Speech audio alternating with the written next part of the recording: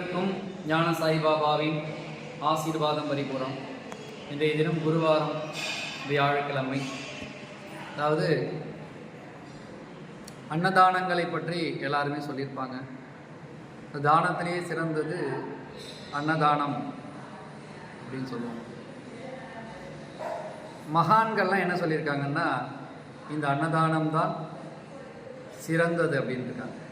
அதாவது 4 யுகங்கள், கிருதயுகம், திரேதாயுகம், தாபரயுகம், கலியுகம். கிருதயுகத்தில் தவம் இருந்திருக்காங்க. திரேதாயுகத்தில் ஞானம், துவாபர யுகத்தில் யஜ்ஞம், கலியுகத்தில் தானம்.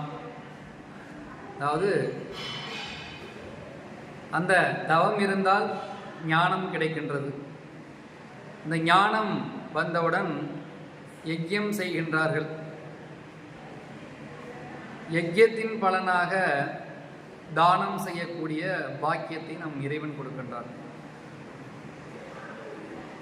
அதுவும் என்ன தானம்?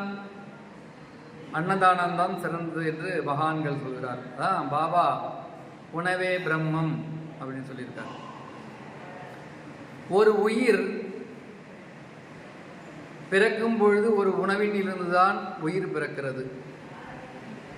அந்த உயிர் வாழ உணவிலே தான் உயிர் வாழ்கின்றது.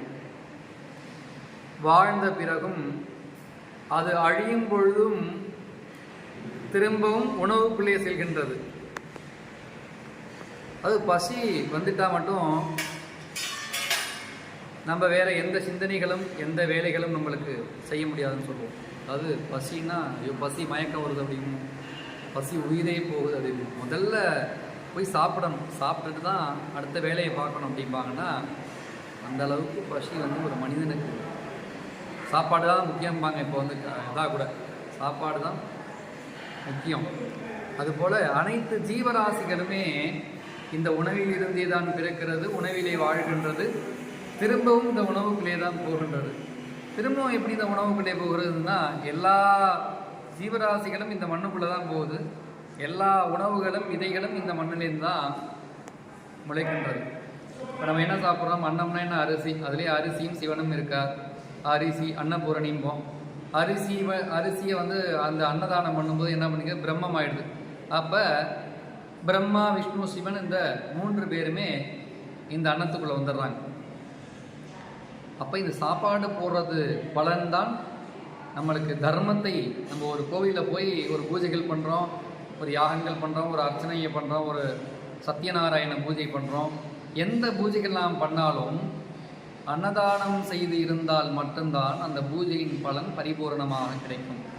ஏன்னா நம்ம எவ்வளோ பாப காரியங்கள் பண்ணியிருந்தாலும் நாம் செய்யக்கூடிய இந்த சாப்பாடு போட்டிருந்தால் மட்டுமே நம்மளுக்கு தர்மமாக அது நம்ம உயரும். அது யார்?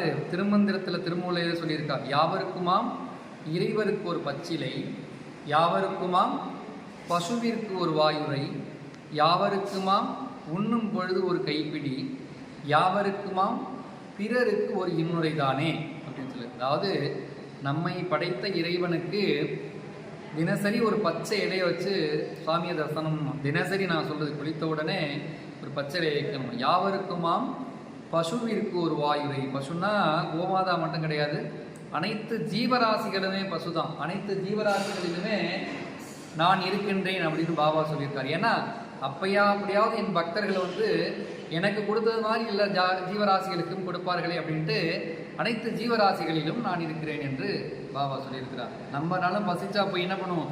போய் எங்கே பசி எது இருக்கோ போய் சாப்பிட்ருவோம். ஆனால் மற்ற ஜீவன்கள் எல்லாம் வாயில்லாத ஜீவன்கள் எப்படி கேட்டு சாப்பிடும்? அதுக்கு தான் அதை எறிந்து நாம் அனைத்து ஜீவராசிகளுக்கும் ஜீவகாரணம் நம்ம நம்மளால் என்ன முடியுதோ அந்த அனைத்து ஜீவராசிகளுக்கும் நம்ம கொடுக்கணுமா.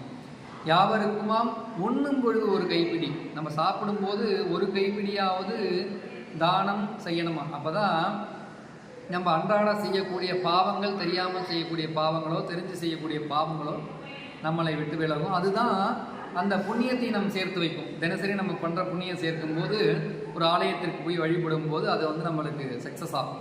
அப்போ யாவருக்குமாம் பிறருக்கு ஒரு இன்னொரு தானே, நம் அன்றாடம் செய்யக்கூடிய செயல்கள் நல்ல செயல்களாக செய்யணும், நல்ல அடுத்தவர்களிடம் பேசும்போது நல்ல பண்புகளை பேசணும், நல்ல அவர்கள் உயர வழிகாட்டி பேசணும், நல்ல சிந்தனைகளாக பேச வேண்டும் அப்படின்னு சொல்லியிருக்கு. இது திருமந்திரத்திலே சொல்லியிருக்காரு.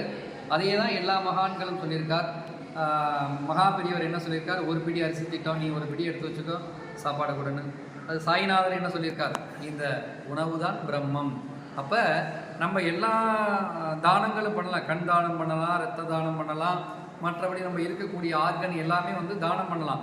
ஆனால் அதெல்லாம் தானம் பண்ணுறதுக்கு நம்ம உயிருடன் இருக்க வேண்டும் என்றால் அன்னதானம், அந்த சாப்பாடு சாப்பிட்டாதானே ரத்தங்கள் ஊறும், மற்ற நம்ம உடம்புல ஆரோக்கியமாக இருந்தால் தானே நம்முடைய ஆர்கனெல்லாம் நல்லா இருக்கும். அதனால தானத்தில் சிறந்தது அன்னதானம். உங்களால் முடிந்த அளவுக்கு பசிப்பவர்களுக்கு தேவையை அறிந்து அவர் பாபா சொல்வார், என் பக்தர்களுக்கு நான் தேவையை அறிந்து நான் கொடுப்பேன், அது வரலையும் நீ பொறுமையாக இரு அப்படின்னு சொல்லி. அதான் பொறுமையும் நம்பிக்கைன்னு சொல்லியிருக்காரு. அது மாதிரி யார் பசிக்கிறாங்களோ அவங்களுக்கு சாப்பாடு கொடுங்க, இல்லைன்னு சொல்லாதீங்க. கோயில்கள் அன்னதானங்கள் பண்ணும்போது உங்களுடைய முடிந்த எல்லாத்தையும் நீங்கள் பண்ணணும் அப்படின்லாம் கிடையாது. உங்களால் முடிந்த ஒரு அரிசி, ஒரு பிடி அரிசியாவது பண்ணக்கூடியதுக்கு நீங்கள் வந்து இதை பண்ணால் உங்களுடைய பாவங்கள் தீரும், துன்பங்கள் தீரும், உங்களுடைய தர்ம நிலை உயரும், நீங்கள் நினைத்த காரியம் நடக்கும். ஞான சாய்பாபாவின் ஆசீர்வாதம் பரிபூர்ணமாக பெற்றுக்கொள்ளுங்கள். எல்லா வளமும் நலமும் பெற்று வாழ்க வளமுடன். ஜெய் சாய்ராம். சாய்நாத் மகாராஜ். பாபாட்ட வேண்டிக்கோங்க. இங்கே எப்போதும் சொல்கிற மாதிரி பிரபஞ்சத்துக்கு காது கேட்குற மாதிரி ஞான சாய்பாபாவுக்கு காது கேட்கும்.